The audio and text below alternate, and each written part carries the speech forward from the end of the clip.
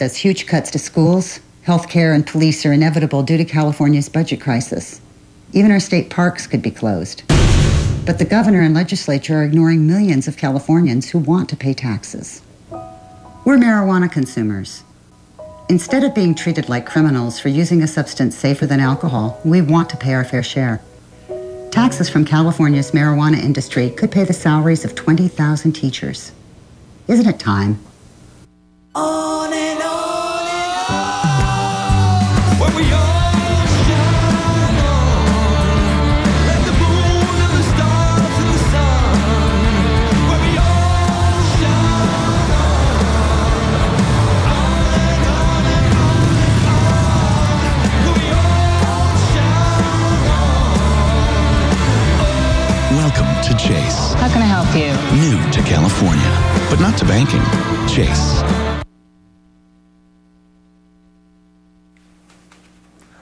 Talk about high stakes. Californians are debating a possible tax on a commodity the federal government, among others, doesn't think should be bought and sold at all. To buy it now, you need to meet the requirements of California's state law and a doctor's prescription. You also need to know exactly where to look. Our cover story is reported by John Blackstone.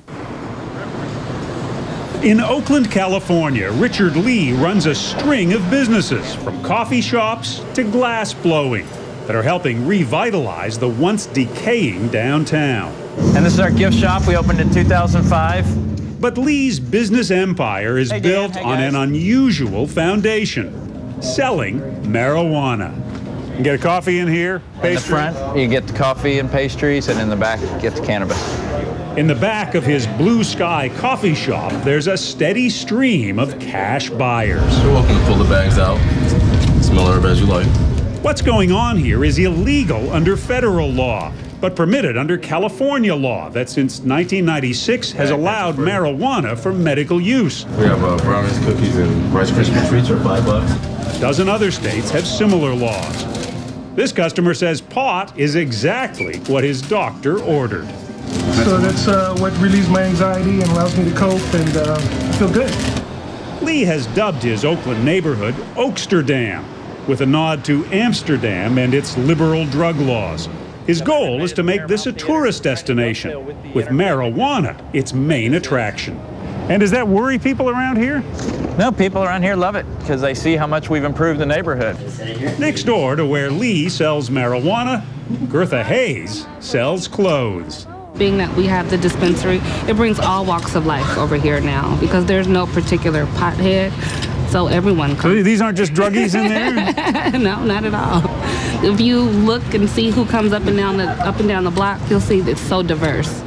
Part of the Oaksterdam neighborhood is a nursery growing a cash crop. Medical marijuana is now estimated to be a $2 to $3 billion business in California. Yeah, there's a lot of people making a lot of money.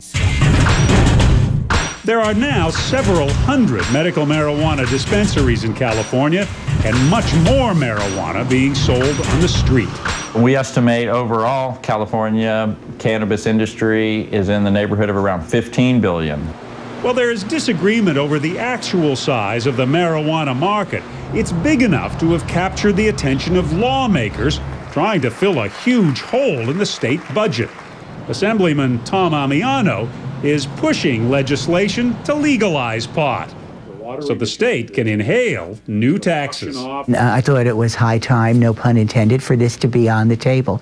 I'm trying to beat everybody to the punch with the jokes because I get a lot of them. There are many who ridicule the idea, but the state tax board estimates Amiano's proposed tax of $50 an ounce could bring in $1.5 to $2 billion a year. We find that highly unlikely, yeah. Rosalie Liccardo-Pacula of the RAND Drug Policy Research Center says California is likely to be disappointed by the revenue raised on marijuana that now sells for about $150 an ounce. If you try to impose a tax that is that high, you have absolutely no incentive for the black market to disappear. There's complete profit motive for them to actually stay. The tax proposal, though, has started an unusual political discussion. According to one poll, 56% of California voters say marijuana should be legalized and taxed. Even California's Republican governor has not snuffed out talk of legalization. No, I think that it's not time for that, but I think it's time for debate. I think all of those ideas of creating extra revenues, I'm always for an open debate on it. Of course, Governor Schwarzenegger, from his earlier life, does have some experience, as does the president. I inhaled frequently. That was the point. Mr. Obama says he's opposed to legalizing pot. No, I don't think that is a good strategy to grow our economy. But his administration has ordered the DEA to stop raiding state-approved medical marijuana dispensaries. It's a big change from decades of viewing the plant as the indisputable evil portrayed in the 1936 film Reefer Madness. Let me get another hit. But that old image has been going up in smoke for decades. This is grass. You mean marijuana? Yeah. Don't bogart that joint, my friend. It was along for the trip in 1969 in the movie Easy Rider and on the cover of Life magazine. On TV today, it's just part of suburban life in the series Weeds. You're high already. It's not even 420. And then there's the growing recognition of marijuana as medicine. Marijuana has been a medicine for 5,000 years. It's only for the last 70 years that it hasn't been a medicine in this country. Dr. Donald Abrams at San Francisco General Hospital has been studying marijuana for 12 years and is convinced it is both effective and safe. I think marijuana is a very good medicine. I'm a cancer doctor. I take care every day of patients who have loss of appetite, nausea, pain, difficulty sleeping, and depression. I have one medicine that can treat all of those symptoms instead of 5 different medicines to which they may become addicted. And that one is marijuana, and they're not going to become addicted to it? That's correct. Are we bagging this stuff? But those who have been fighting the war on drugs say just because marijuana may be medicine doesn't mean it should be legal. There's just no doubt about it that the drug cartels and the drug organizations are very much involved in the production and sale of marijuana.